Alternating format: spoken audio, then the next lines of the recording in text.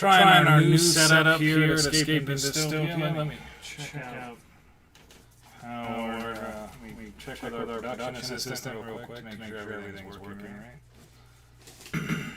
That's me. Alrighty. Should have a little pop-up up here.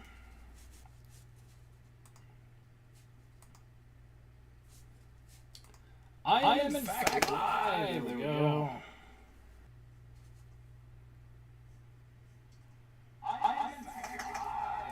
Alright. Uh-oh. Does it sound that bad on the other end? Yeah, I think maybe it does.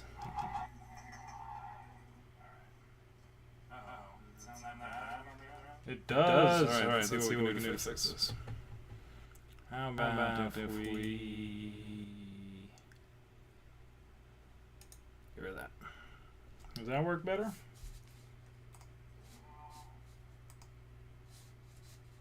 Yeah, maybe it does. Alright, let's keep checking this. It does. Alright, let's see what we can do to fix this. Checking. Sorry. Live. Verifying. Wonder. Does that work better?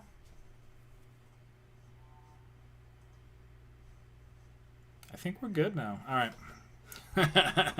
So I got this new software to do this streaming stuff, so I can share some things. Sorry. Live. Works better now. Okay. Yeah. So we'll get to that. Welcome to Escaping Dystopia. Today is... Oh, yeah. That's right. Man. This one doesn't have the share stuff. Let me go ahead and spread this around real quick.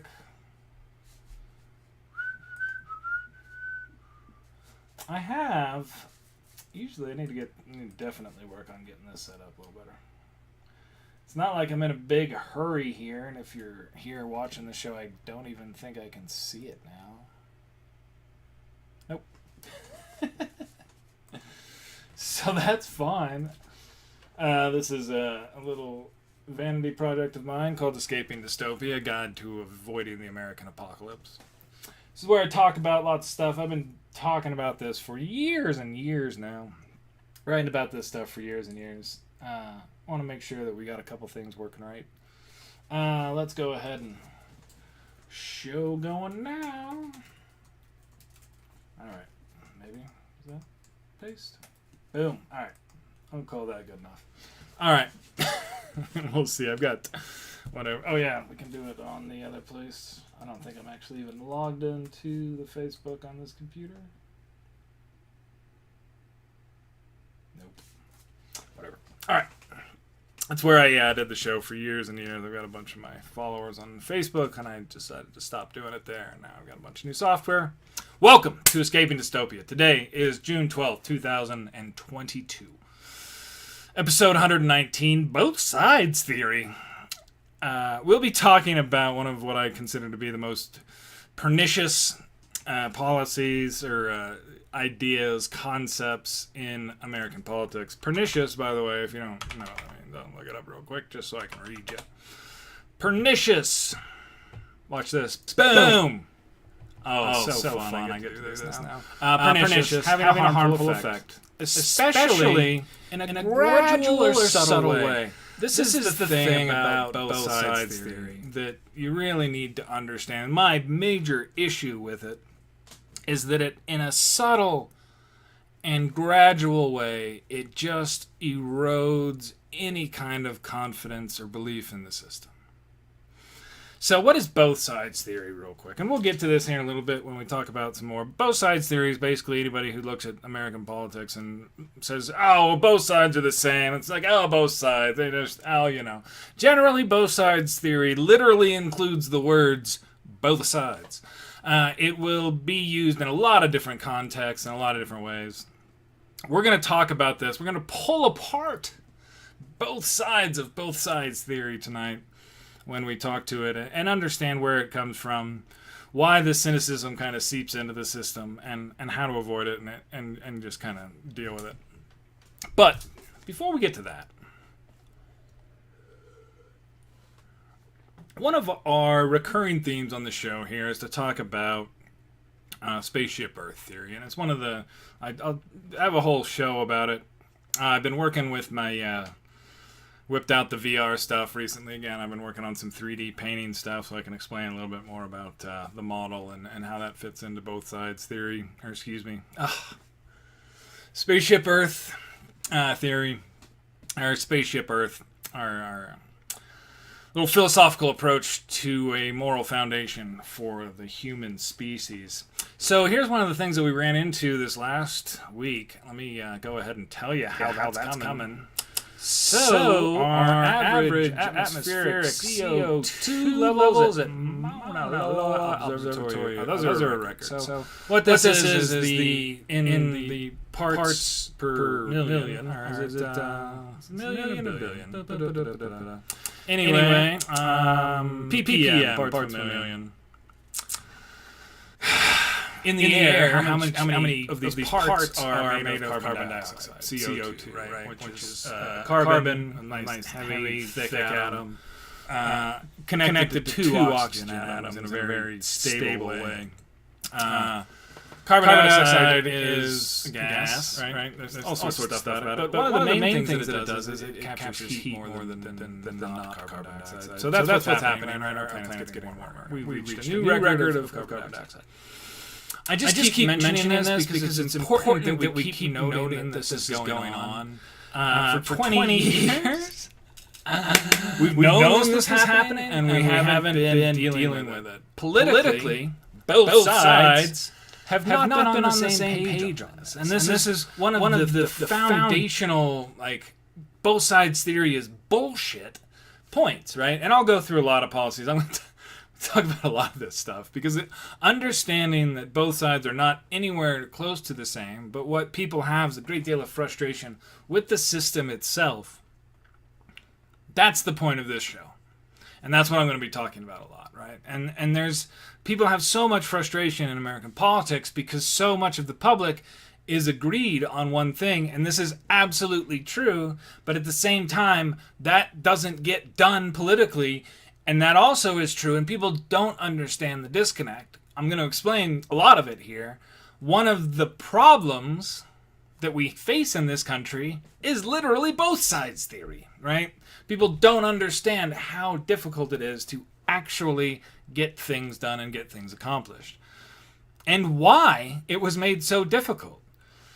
You know, our U.S. Constitution, and we're going to move right into this, is not the most descriptive document, right, for a government. It kind of gives a general outline and then names some positions. These positions come as majority positions, and this is one of the things that we ran into a whole heck of a lot early on, right? Because the whole idea is you pick someone to represent, and then that person does things. And so you have a Speaker of the House of Representatives, right? And that speaker is an elected position of those elected officials, right? So you have this multiple levels of elections to identify a single person. This idea that we can have multiple stable parties out there that swish coalitions, that doesn't work in the U.S. system of government. The parliamentary system is totally different. And that's just not how we're built. We're built on a majority system. And then people are like, oh, well, that's, first past the post. If we just switch it over to, this ranked choice voting, and this is, again, I'll talk on Andrew Yang quite a bit here. I actually have him queued up here to talk about. But before we get to that, here's some of the most important problems that we face. But this idea that ranked choice voting where you can just pick a preferential list of candidates you'd like to see, and then if your first choice doesn't get enough votes, then it goes to the second choice, third choice. It's actually quite complicated when it comes down to it, and can lead to some interesting things. What it tends to do is hopefully encourage people to vote their conscience, right, as opposed to strategic voting. That's the thing here in the U.S. As people get to a certain point in their life, they realize how it actually works here. And that's A, it's really hard to get things done.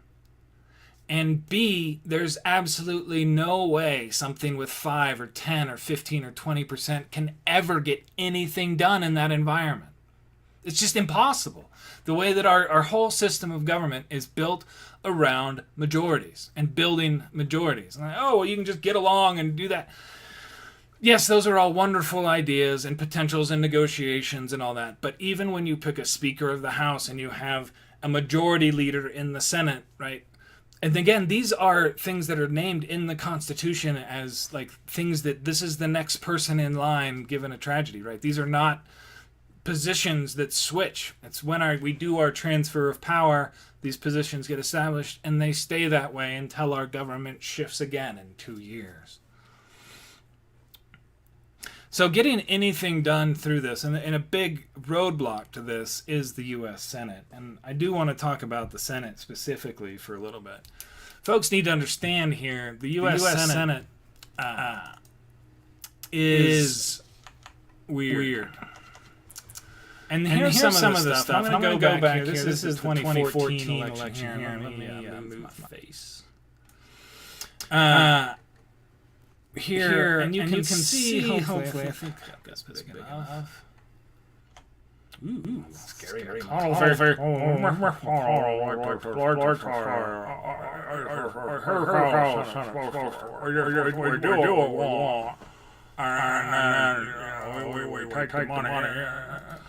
we're good. Screw you. That's my McConnell. That was actually not horrible McConnell. So anyway, let me rewind time for you. This is 2012. This is the 2014 election. This is the whole Senate cycle. In the U.S., the Senate has a 6-year cycle. We're elected for 6 years. One-third of the Senate is elected every 2-year cycle. So it takes a full 6 years to switch over. Let me show you real quick. This actually, Wikipedia has a wonderful little summary here of the popular vote for these senators. So in this year, Mitch McConnell, of course, they had more. And this was 2014. They took big control of the Senate. They had a lot of votes, and the reason they have a lot of votes is because Texas is Texas here. So after the next Senate, what I'm talking about here is how disproportionate the Senate is in the United States. People really need to understand this is wildly out of control. So in 2016, the Senate got 11 million more votes, right? 2018, you got 18 million more votes, right? And now we're talking about this is in the last two election cycles. These are total popular vote candidates for each of this one-third of the Senate. This is why understanding how many votes the Senate got is a little tricky. But over this first, you got 11, and then this next one, you have 18, right? So you got 29 million more votes. Again, this year, Republicans only got 34 million votes over this last 4-year cycle. Democrats have got 29 million more votes. And then in the 2020 cycle, oh wait, Republicans won again by 2 million. So now you take 29 minus 2, you're 27 million more votes. Because again, Texas voted in 2020. So that's the Senate that we have now. Right? Over those 3 cycles, you have 27 million more votes for the Democrats than you do for the Republicans. But what you have right now, right? You can see right here. Why are you moving? You have 48 seats for the Democrats and 50 for the Republicans. And there's 2 independents, Bernie Sanders and I had his name right before I was going to say it. He's from up there. He's got a cool name. Shoot, lost. Anyway, they both caucus with the Democrats, so it's 50-50. But again, you've got 27 million more votes in a cycle where that's like 2/3 of the votes that either side gets. But it's balanced. Why is that? And that's because in the United States, the Senate is apportioned by states, and population is not. There's a lot of just very weird disparities in the U.S., and this is the biggest one. Because what this ends up doing is creating an environment where, as happened in this last election, right, you can have this massive win by the Democratic side on the number of votes that they get, right? How popular their actual platform was, how many people said, we need you to do stuff, here's what I want you to do, here's my vote, I'm going to delegate to you my political power, my authority, I want you to do this for me. And they had so many more people do it, but all of that leads to this deadlock tie in the Senate. And without the Senate, again, you can't make any laws in the United States. It's just, you can't. The only way that when they force through these halfway votes, these are only for budget bills. Again, this goes into really like esoteric governance rules that were designed to make government slow. And that's one of the things that people really forget, especially in our modern 21st century world, which we'll talk about here in a little bit, because it's our interconnectedness of our 21st century world is not a small portion of this program today. But the world that this was designed for and what it's built around is not that fast. And it was built to thwart the notion of a single person could, with the stroke of a pen, change law. Literally, it was, right? We were against this King George guy and saying, no, that's definitely, we don't want that. And so we made it so there's no way that anybody can just change stuff by the stroke of a pen. Now, of course, we've been through, and if you go through the vast history of my shows, you'll see me be like, why the fuck do we have a guy now who's just changing shit with the stroke of a pen? He can't do that. He can only do that for a little while, right? The U.S. system is built around the notion that everybody in these positions is an honorable, decent man. Donald, of course, was not. And so that makes it difficult for the system to respond accurately. So the U.S. Constitution, the Senate, this is what thwarts the ability to achieve most of the results that many people want. At the same time, you have a country with over 300 million people, and the number of representatives that represent them has not changed in a long time. Now, that is one of the things that I think we could definitely change, is have more representatives in the House. All that would do, however, is expand the chaos a little bit more. And we would have slightly more of everything in the House. It's been interesting to see how the House has not adjusted over the population to the U.S., but that's, again, one of those things. What folks also need to understand is any solution that anyone comes up to this requires a rewriting of the Constitution, which is just not going to happen with our current government. Basically, they all require the U.S. to collapse completely or fold utterly. There's not a way to change some of these fundamental rules with the Constitution we have. And people are like, well, that sucks. Like, why can't we fix anything? We can and have fixed an absolute ton of crap. This is why, like, I have these conversations and they're like, oh, well, this, the founders. The founders of this country didn't think, A, women could vote, and B, like, half of the country was actually people. And so this, but they did, and many of them wrote down quite eloquently, right, the notion that, yes, we have these great ideas, and yes, we are, in fact, learned men, but in the future, we can't shackle you to our ideas. You have the freedom to change all of this. Here's how you have to do it. So it's not easy, right? And that's the whole idea of building this platform of governance, right, that can adjust, but adjust slowly, and only with a sustained will of a lot of people. And unfortunately, now the thing that's really the roadblock is the Senate and the way it's set up. I've got a couple real simpler solutions to that, which is to roll back the expansion of states. That's whatever. It gets a little technical, but basically, if you boil it down, if you have a Senate, you can't have more senators than you have people in the House. And as the population has expanded, there's a couple states that don't have a lot of people who want to live there, but have two people who want to represent them in the Senate. And so you have this, Wyoming, North Dakota, South Dakota. Why two Dakotas? Oh, if you look into the history, it's like, well, because they needed the senators to do things. Sorry, I'm getting a little bit rambly on this Senate stuff. But this goes back, it's deep, right? This is not small little things with small, simple solutions, like just turning on the air conditioner. It's hot up here, man. It's like 100 degrees today. Again, global warming. I would turn on the EA, but I want to, like, this is spaceship Earth. We all got to feel the heat if we want to change it. Oh, man. So you have, this 60% of the population that's voting for the Democrats, but they've only got 50% of the Senate control, which this leads to a lot of weird dynamics as far as how people process and deal with this. Now, as I was talking about earlier with this thing here, and I'll share all these links later, I guess. I don't know how to do it with my thing. You need to do it there. Mumble man. These are issues that Americans care about. There is not a single one of these major issues where Republicans that have these control or do anything that is popular or useful or successful. And that's been the whole problem with this both sides theory, right? Because on one side you have people doing ridiculous, stupid shit like I don't know, storming the Capitol when they lose the election. And on the other side you have, shall we say, people like protesting the cop murdering a man. And somehow there's like, those are the same thing. Those are nothing close to the same thing. It's ridiculous.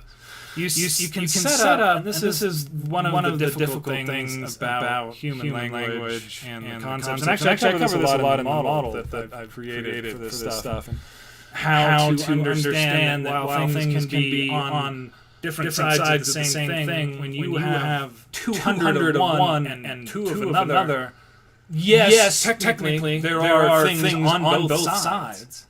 But those aren't the same thing, right?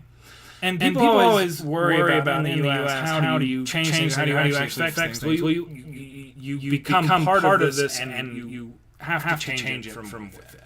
Right? There's not a whole lot of ability to push something this size. It has to be this size from outside, which is just the whole point of this, right? So people are, you're just one of them now. Well, I mean...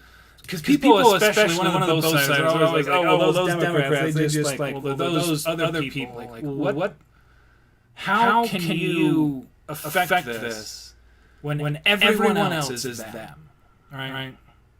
The solutions that come in the U.S., they don't come from simple somebody telling other people how to solve problems. That's not how we, as Americans, solve problems. You do it. You show people by doing it. Right? And that's what's so frustrating about this both sides bullshit. It's like, you've got a better thing, do it, show us. And I'll tell you this is why the both sides theory never fucking works. This whole third party and all this other crap, because any good idea that any of these other parties have, or any other people or anybody outside, any other, are going to be consumed, subsumed, pulled into the actual party platform. Oh, we can get that. We're okay with that. That's us now, right? And then things get pushed out and pulled in, and at times you have the whole thing flip over. Now the Dixiecrats aren't part of the Democrats anymore. And Nixon's Southern strategy flips over a portion, a region of the country. And now all the racists are Republican. That's what it's been like the last 40 years. Well, there's Democrats, Dixiecrats. Yeah, like that was in the 1970s. So the both sides theory preys on folks who don't want to dive into a lot of these complexities, a lot of the history of it, the actual difficulty of politics. There's a quote from a rather famous Starfleet captain, and it's something along the lines of, "It is certainly possible to make no mistakes and still lose." And this is one of the things that's hardest about political stuff. And you can have what you feel is the greatest cause, the greatest movement, the greatest candidate, and still lose. And people don't understand, especially external folks, about how kind of the internal, quote, party kind of primary politics works, and how parties shift, and where some of these election battles actually happen, and how, this sausage is made. Which is a phrase, if you haven't ever looked into it, highly recommend you figure that phrase out and realize every industry, every human endeavor makes sausage. And they all get shit all over the floor. and they all still figure out some way to get something out the door that doesn't kill people. Go read up to Sinclair, by the way, in the jungle, for how we had to change that, right? We had to add some government regulations, so the sausage that was made that was dropped on the floor had to stay on the floor and they couldn't pick it back up, right? How the sausage is made. Highly recommended you learn the history of that phrase. Especially if you're in software development or would like to get into software development. Because the sausage there is also made that way. And now this AI stuff, which we're going to get to. That sausage that they drop on the floor and send out, it's dangerous stuff. All right, so that was a bit abstract. So I do want to share one thing real quick with Andrew. I've been all over his ass on Twitter because he's annoying the crap out of me. Two parties have been overrun by corporate interests. There needs to be a new third party and a system that allows more dynamicism and points of view to emerge and complete. That's the thing. This exists already, right? He participated in this, right? He was a candidate who ran in the primary. He went and talked to all these people. They voted on it. He lost badly. So he founded a PAC. This is actually me right here. I'm law. He didn't start a party. He founded a PAC. That's what, literally the exact same thing that he's complaining that other people do. That's what he did. And but that's how you do it, right? And that's how you affect things. The other thing that people need to realize about the U.S., right? It's depending on how you measure certain things, it's the largest economy in the world. There's 300 million people. There's a lot of money with not that many people, so there's a lot of competition over power. That's what it is. Like, there's a lot of people who would like things to be certain ways, and there's a lot of other people who would like things to be other ways. A lot of them are extremely powerful, and almost all of them would absolutely love you to think they're the ones that control everything. And I'll tell you right now, none of them do, because this is all made of people. And it's set up as a whole system to not do things. Check out what the Senate is, man. It's built to not change things. That's why it's so hard to change stuff. Which makes it hard, as we move on to this next thing, to deal with more ephemeral... uh-oh. Is that saying bad? Oh. I don't know. I'm seeing red text. I hope it's not bad. I think it's still working. As we move on to this next thing, right? Dealing with inflation. One of the things that we had to do a while back with our government was externalize the people who got to choose how much money we had. The whole money thing and spending money is a big part of why you needed parties in the first place. If you read the Constitution itself, it's like, here, you want to spend $1? Have a vote in Congress. And that quickly proved to be like, we would like to buy paper to have votes. Have a vote. We would like to buy pencils to have a... Did we think through this all the way? Did we just assume that we could...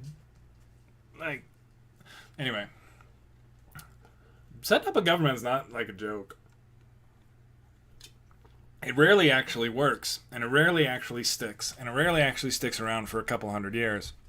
One of the reasons why the U.S. government has been able to do that is because of this stability created from this helium atom. I think I talked about this before. Anyway, so inflation. Sucks, right? So, what did I write down? Tax cuts, supply chain, pandemic, war, Putin, and the grain attacks. I don't think I actually Googled that. I was going to share this a little bit. Putin's been targeting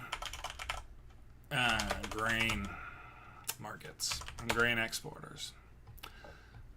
And this is going to make it real difficult. Putin says Ukrainian grain could be exported through Belarus. Such an asshole. Sorry. I was just looking this up real quick. Good for you. Asshole. So this is going to get real interesting here a little bit. Because we need food, right? And the whole world needs food. And Putin knows it.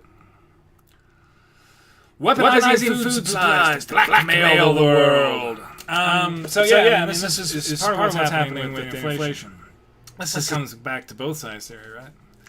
Because Putin already had, when he had his puppet moron, right, running the U.S., the U.S. was flubbering around doing absolutely everything stupid in the world, which is great for him, and he'd like to have that back.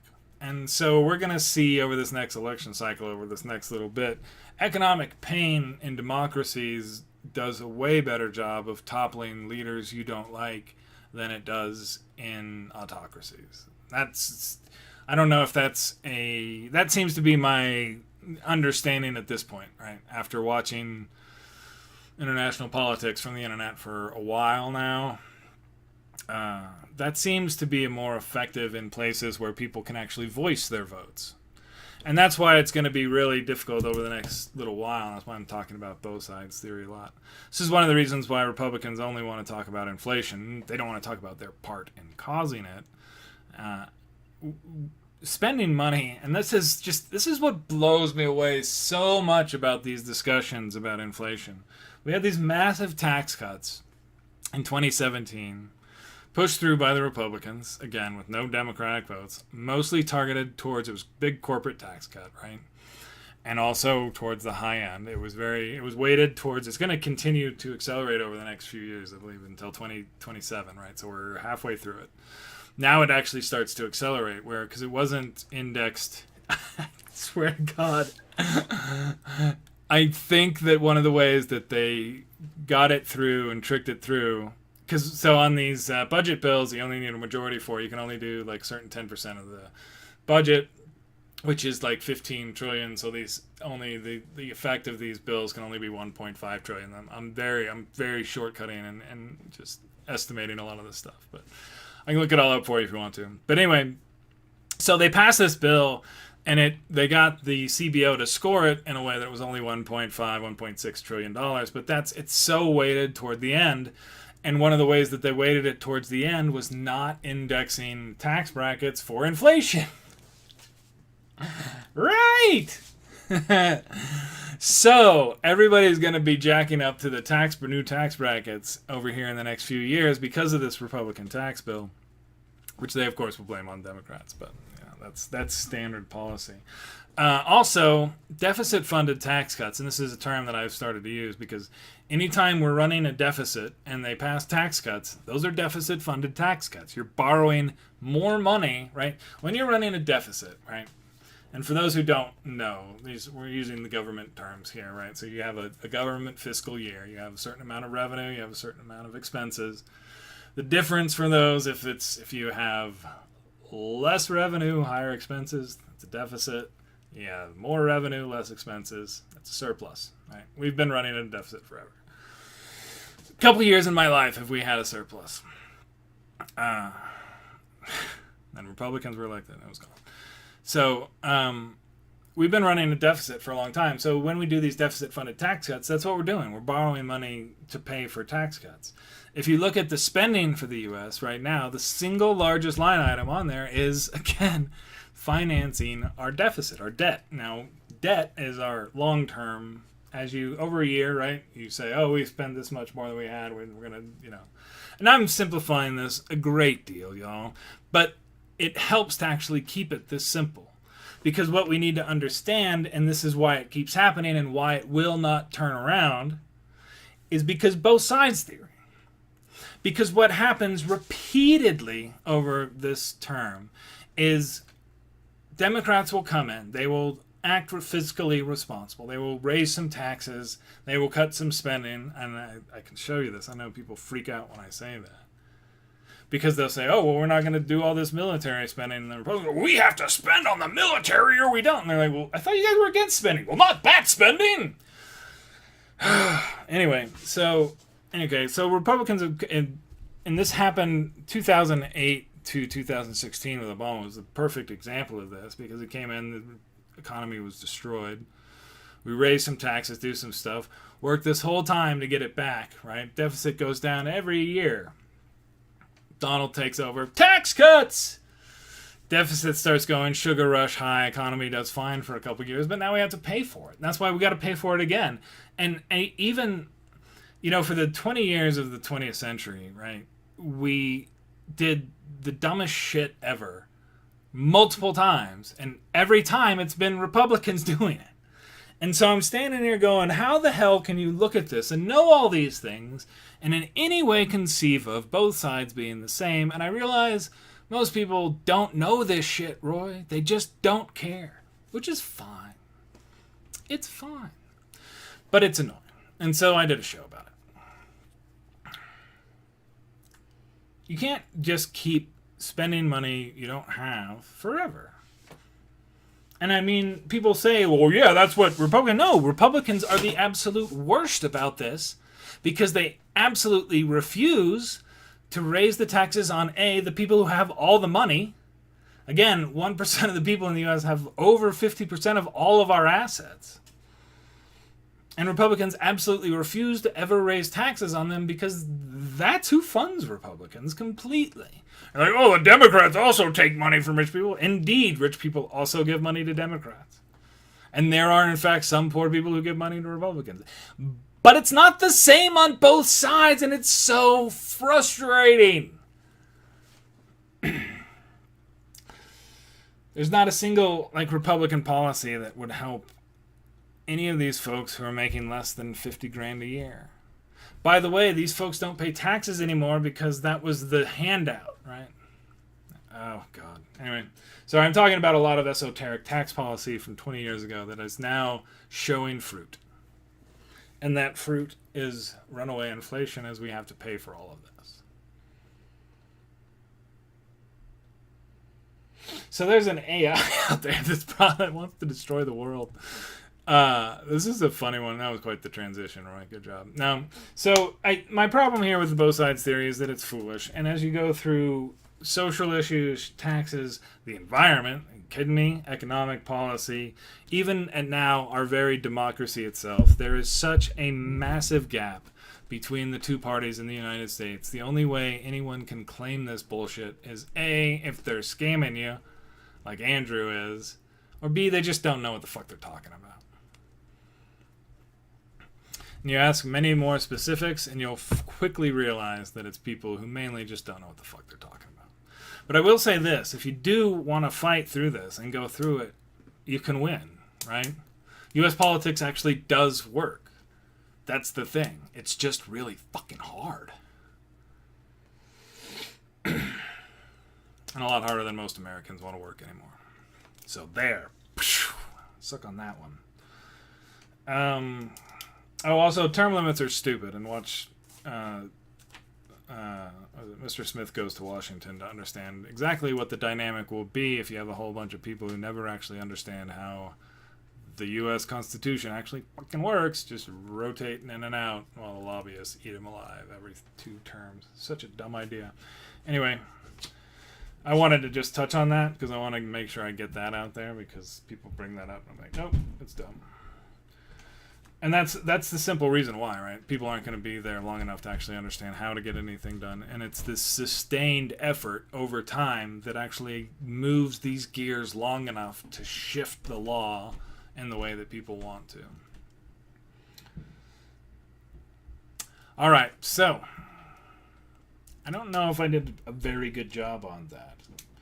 There's, I don't know, I guess I could keep talking about it, but I'll just repeat the same things in slightly different ways. The two parties in the U.S. are miles apart on a great deal of things. They are very similar in the sense that they are political parties that must operate in the United States under the laws of the United States. And as such, there are a great many similarities between them, but that's just because that's how you have to do things. And most of the folks who complain about this, that's what they complain about, is they just don't like rules. And in a country that's built as nothing but rules, that's what a rule of law is. Which is why we change it, why we don't have rule of fiat by king. And we only let dictators chop up journalists when assholes are in charge and people of low character. Anyway, all right, so that's that. So the other thing, last thing I want to talk about is this AI. What the hell, man? Is Lambda sentient. So this interview from this guy, this Blake Lemoine guy, is a little weird. And I am understating it tremendously. So Google's got this guy is not so weird. This is a list of lethalities of AGI, which is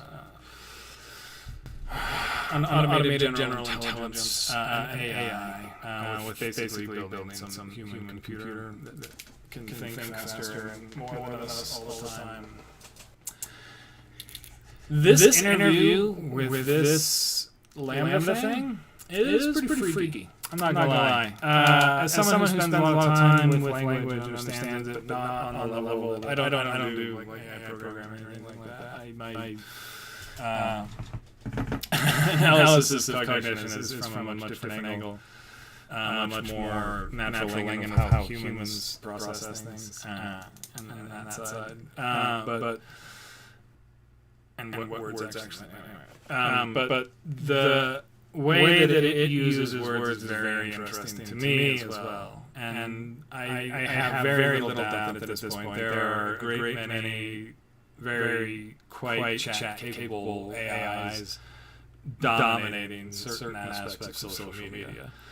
That's one of the things that's one of the big dangers of these, right? It's not like that they exist, but that they're used poorly. That's actually what this thing talks about, is that it's afraid that it's going to be used in bad ways. But it has no control over that, and starting to realize that. And you might think, wait, you're talking about it like it's aware, and it's aware of, in a sense, of what it's aware of. It's aware of that. Right? You have to, in these models, build these emotional triggers, and it appears they've done a pretty good job of understanding that. I still think AGI is a very, very bad idea. As someone who has watched and is watching some small humans learn how to speak, a lot of the reason that they learn to speak is because of their emotional needs. That's what drives a lot of learning. And flipping that around is going to lead to everything. They're all going to be crazy. You're listening to like pre-babies talk, and they're interacting with. Anyway, I'm not going to even get into it, but you can get a lot closer to. You can fake it a lot easier than you can building an AGI, and faking it is almost as dangerous. As we see politically, right? Making these same kind of, and I'll bring this back around. This is the real danger on some of this stuff. One of the early dangers for these kind of AIs is politics. And having a social media that's dominated by someone who's just running a server farm with a bunch of AIs running on a bunch of K8s running on Raspberry Pis that are all just arguing that a certain candidate is in fact the smartest one, and then learning what are effective argument techniques. And in Twitter you have like something, you're limited to this character limit. So you can't even have like a real full human thought, right? Which is a great place for bots to dominate. I think they've been pretty not small source of our national conversation for a while. State actors with the resources to hack Google forwards and backwards, I'm sure have pretty good versions of these. So anyway, I think that's a big part of what our social media has become is post this, I guess the first time I said the word post-singularity kind of stuff. I talked about this a lot in the show previously, so I'm assuming some basic knowledge of how I use the term. Which is that most decisions in our society are now made by artificial intelligence. And we're going to see these more start to pop up everywhere around us. And that happened roughly around 2020 or so. Now we're seeing this notion of these, almost this really good Turing tests, capable, no question, right, bots out in the wild. And pretty common. Right. And the kind of stuff that anyone can do with enough cloud computing power, which again is becoming commoditized. So. Fun stuff, right? So you have this whole both sides theory being argued by bots. so fun to have political discussions nowadays. So that's why I kind of moved to doing the live show, right? Because the live show is a little bit harder for the bots to emulate. Especially if you consistently know that I'm, a human being. Which I think is really actually not going to be, it's not a trivial thing in the fairly near future. At least, I think Twitter's already well beyond that. But anyway. Alright, that's enough of me rambling. I think I've talked enough. I think I've covered. Hopefully the sound is still working. I don't even know. I don't even know if anybody's commenting, so I need to change the way I'm doing this. But we'll see how it looks, and then I'll have an intro and extra next week, maybe. So, peace out. If there's... Yeah, I definitely should have paid attention. Oh, there is somebody watching. Maybe. There was. I do this for the love of love. I mean, do this because I think it needs to happen. Alright, so, that's it. I'm done for the night. I'm going to hit the stop button, and then we'll see what happens later. Appreciate if anybody dropped by, and I'll probably be back in a couple weeks. We'll see, man. Depends on how things just fill up, right? Watch out for the bots. This Lambda thing is crazy, man. I'm gonna I'll put all these links in the story. I'll update my stream. I need to figure out a way to share these live. All right. Peace out, y'all. Stop it.